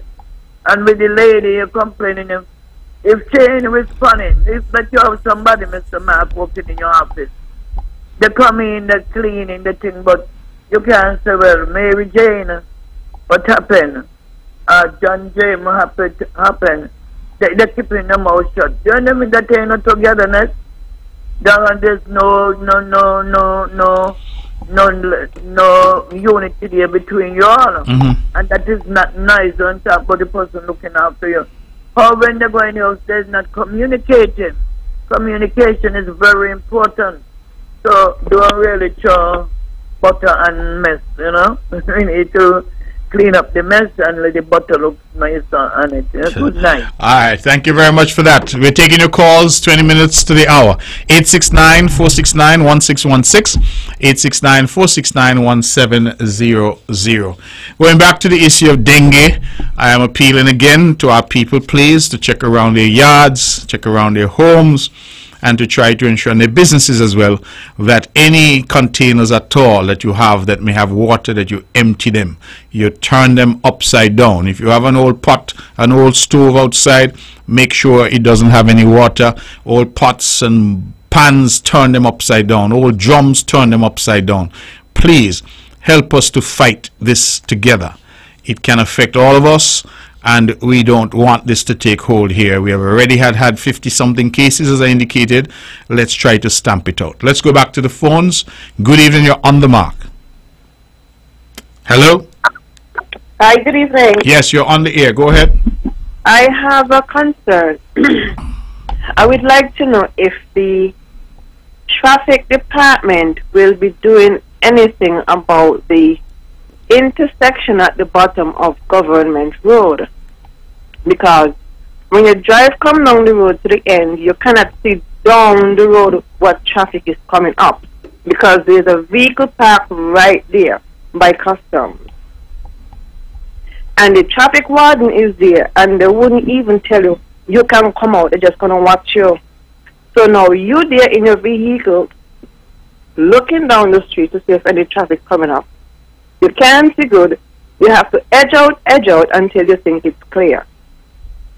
So I would like to know if there's going to be anything done about that intersection, or will a mirror be erected on the pole in front of it? Thank you. All right. Well, thank you very much. Caller, various ideas have been proposed. They have proposed trying to change, reroute the traffic, trying to have some one-way traffic. I think the traffic department has had various options discussed. They have not yet come to a concluded position, but I think we're all aware of that.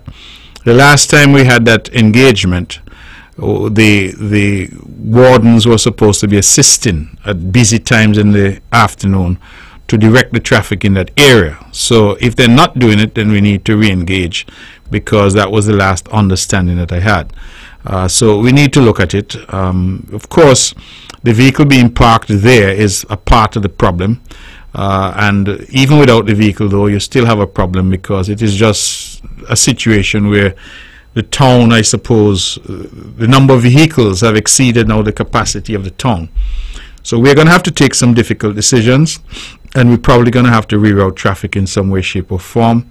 And even ultimately, with the number of cars we have on the island, we're probably going to have to, at some point, create some pedestrian-only areas in Charlestown so that people will have to walk. There are a number of options that we're looking at. We did, before COVID, had a plan.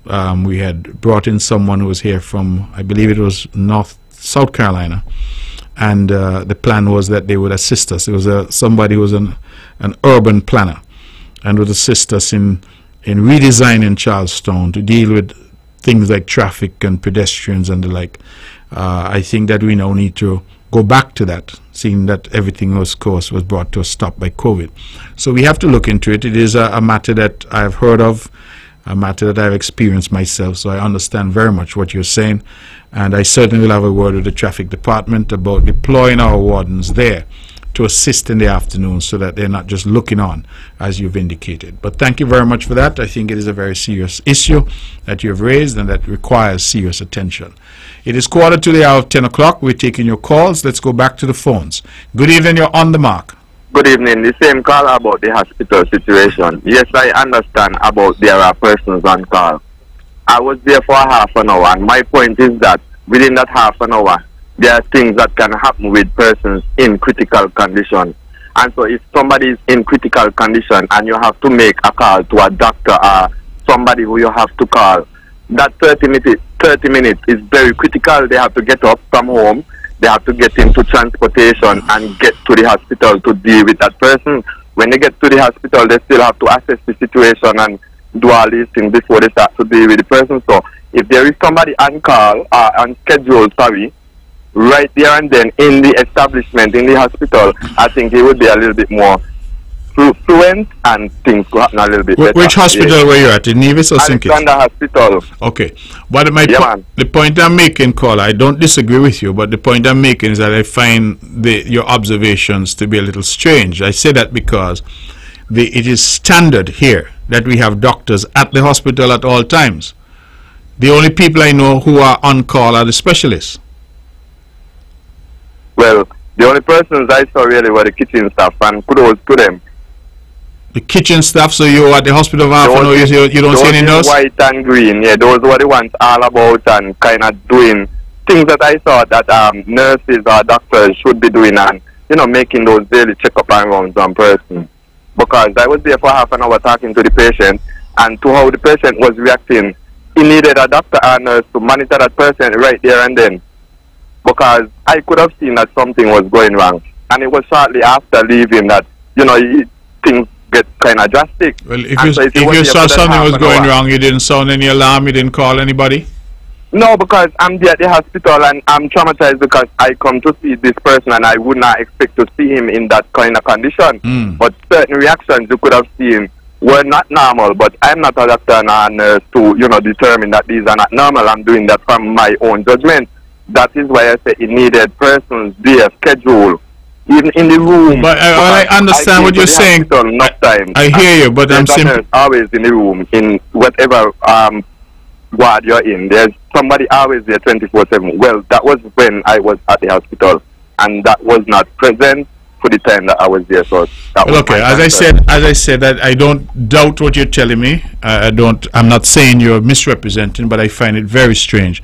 I would just suggest, though, that notwithstanding you say you're not a doctor, we understand that. But if you see somebody in distress, you don't just leave. You sound the alarm, because we don't know what it might be. Let the people come and determine. I don't know whether or not the nurse or the doctor was on the other ward or something. I can't say because I wasn't there. But yeah, but as I explained, I'm traumatized. I come to see the person and I would not expect to see this person like that, and so there are things that I can't do right away, and so that's why the specialists them supposed to be there. Well, I understand you can't do it, all I'm saying, despite you say you're traumatized. You can't come and see somebody in distress and you just go and leave them? Well, it wasn't really distress. It was certain movements that were more difficult and say it's not too normal. Okay. All right. Thank you very much for the call. I certainly will look into this, but I appreciate the call. All right. We have about 12 minutes left in the show, and we're taking your calls. Let's go straight back. Good evening. You're on the mark. Hello, good evening. Yes, good evening. Mark. Yes. Mark. Yes, good evening. If you listen to what the guy is saying about being at the hospital, he's fabricating a story. You cannot have a doctor by a patient 24 hours, not because the patient is in critical condition. You have nurses to monitor the patient, and the doctors will do what they have to do. So he's going to fabricate a story, man. But one really called the crisis. A lady called three callers before, and she said about the shooting incident, and she got to be careful what she's saying, because she's trying to link the shooting with something that happened about 3 or 4 months ago by a bar. She's only creating further problem. She should not do that, because she don't know the nature of the shooting. And if she have the evidence, let she take it to the police, and don't link no bad story with no monkey story to put other people's life at risk. Have a good night. Thank you very much. I agree that if there's information out there, then the best avenue is to take that information to the police. I certainly agree with that. I don't know that the caller was saying anything that was specific, though. I think she was just speaking generally. But certainly, caller, I agree that those who have information should share that information with the authorities. Let's go back to the phones. Okay, we've lost that caller. Caller, could you please call back in? 869-469-1616 and 869-469-1700. We have 10 minutes left. We'll see how many calls we can fit into the final 10 minutes of the show. Again, let's go to the phones. Good evening, you're on the mark. Blessed night, brother Premier. Yes, good evening to you. And give thanks for life. And how your day was? My day was fine, thank you very much. Enjoy and peace. And blessed night to everyone in your program listening tonight. I would just like to indicate something that was emphasized through the celebration things that needed, considering the murdering that takes place today. And I call upon the young ones them to put down the violent actions and start let us engage in development progress. Condolences to the family on that note, through the aspect what is taken in and I shows them again. But on the levels I would like to say, we have to enhance our youth from these kind of factors that are bringing destructive action to us. You make some indication and just some emphasis out. But one of the contents we are look at, we're facing up here is a lot of social media feeders are bracing in our youth content instead of our own natural ability. We will be missing a lot of things over here. the common things that we can able to bring to the youth, them ability. We are not pushing them things about a lot of things that is not convenient to our youth them. We want to bring these things that make them look like they have something that is value. None of these youths here who are employing themselves to these violent acts, we can state on the ground and say, yes, they have control of economical power. There is no way but they're getting the weapons them in their hand to create a tough war as we see it, enhancing. But it's a collective damages that it's bringing on our nation. So how are we going to go forward if we can continue laying these things apply? These are the questions we like to ask, because these are the measures that you all who are going to the legislative approach within the private sector them who creating a lot of damages around here in our community. And you have failed to address these things, but I want to put pressure just... Listen, caller, stop with the you all business. Okay? No, don't put it straight but no you all. Because when you say you all, you're taking yourself out of the equation. Right? Everybody, every single individual. Caller, let me tell you something. Every single individual has a role to play if you're going to deal with this problem. On the level of what role? What you mean? Whichever role. You call it, you're a man call radio every day. You really see right? Brother Mark in asking every individual, when you know the kind of damages that much of the individual and you are facing, what kind of context you want to bring out here, really? But we mean what kind of context? So what you're saying, you who are caller to the radio, you're a man who don't try to influence public opinion. You have an opinion on everything. That you can influence people to behave in a different way? Well, yes, I just try to use all up in a start, my brethren, so don't try to drive like I disposing, like we are creating a level of buying the youth them of their anger. All I'm saying, there are measures that we are supposed to employ and bring into greater legislative approach, and up to now we don't do none of them. Look at the things that we went to just recently here. In this same year, they had a mental discussion and in our Marriott, and he had representation from the Navy shores. And I think that he should even follow up in having a more dialogue with the Navy shores on the second day, which I didn't see. That's a big gap we are bringing when we come into conclusion of doing things to safeguard the matters that we're facing around here. I mean, playing around in this society, because I not beg no friend about the mark. I mean, I look to be no favoritism, not even no popularity around here. It's about justice to how we can safeguard and use them from the ego that they're going into. That's what I ask on the question here. Alright, okay. That's the egoistic mindset we got to use them going into, man. Alright. And how we can continue laying this, you go, sir. Alright, caller. We have your view. Let's... Give thanks, my brethren. Alright, good. You have a blessed night. Alright, thank you. I just want to make it clear that what I was taking issue with, caller, is the fact that you keep saying, are you? Need to do this and I. Part of the problem we have in our society, everybody feels that the solutions to our problems must be done by somebody else. So we have crime, or blame somebody for that. That's a them thing to do. Mind, you may see crime happening in your community. You know who killed the man, you know who thief the money, you know whatever, but you not attack police, you not send on to the police. But let the police go and solve the crime. And how the police going to solve the crime without the assistance of the community? Police have been crying out for help. All the police forces in the world, no matter how well equipped they are, no matter how much technology they have, rely on people in the community to help them. That's why in America, as soon as something happens, you hear them send out bulletin. This person wanted, that person wanted. This is a description of the person, etc. They are looking for assistance from the public. We have a public that refuses to assist. And then we say, oh, the police, they must do their job. It's the government must solve the problem. Somebody else's responsibility. That is our attitude. And that is why I said to you, don't say are you, say we. Because we have a collective responsibility. Crime is a social problem. And we are the ones who make up the society. The bad picnic them are our picnic they be. It's our children they are. And we raise them. And we know who they be. So this pretense sometimes that some of us have that, oh, it's not my problem. It's not my problem. So when will it become your problem? When the criminal knock on your door? It is all of our problem. It's everybody's problem. Let's go to the phones. We have somebody holding. No? Yes, we do. Good evening. You're on the mark. Hey, Mr. Brantley. Yes. I just want to call in to tell the gentleman that called in earlier about the caller.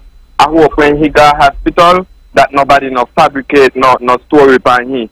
Because my friend dead and gone, I bought lost me from. So you're gonna know who dead from but lost Tuesday morning. Good night.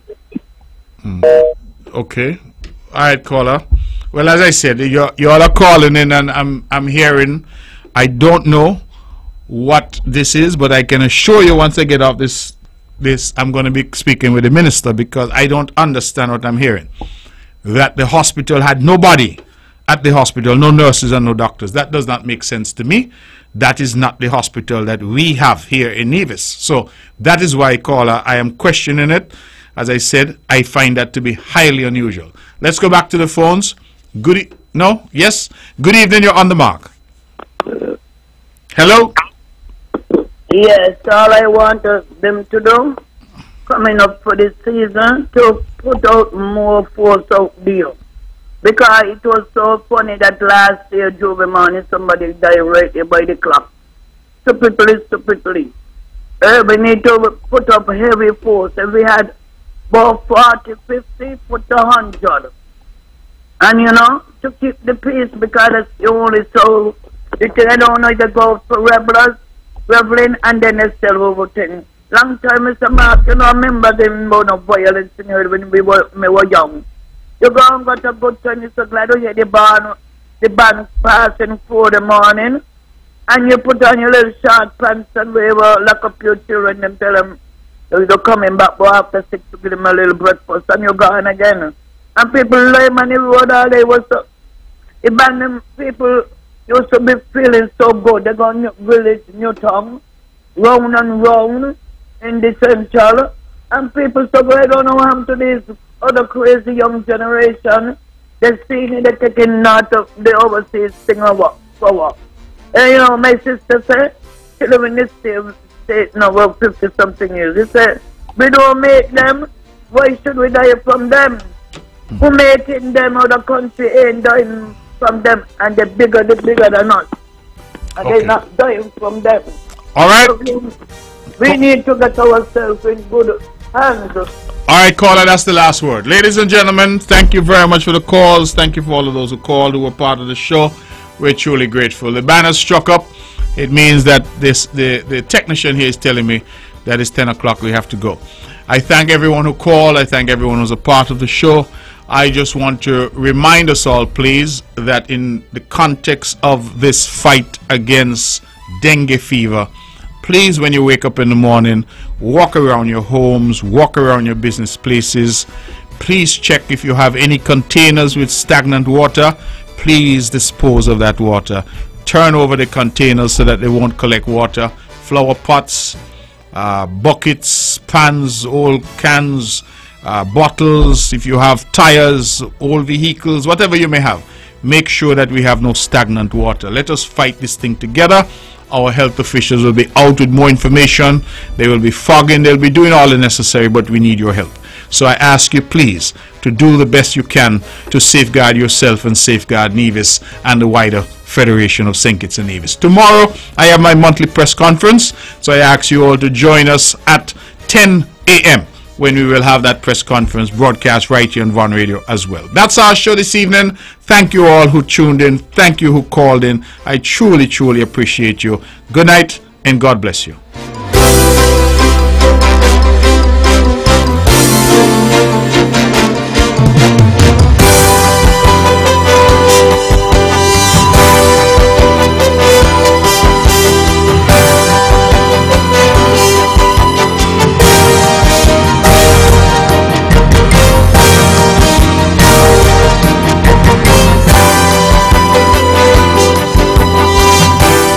The views and opinions expressed on the preceding program were solely those of the participants and do not necessarily reflect the views of the Nevis Broadcasting Company Limited or its advertisers.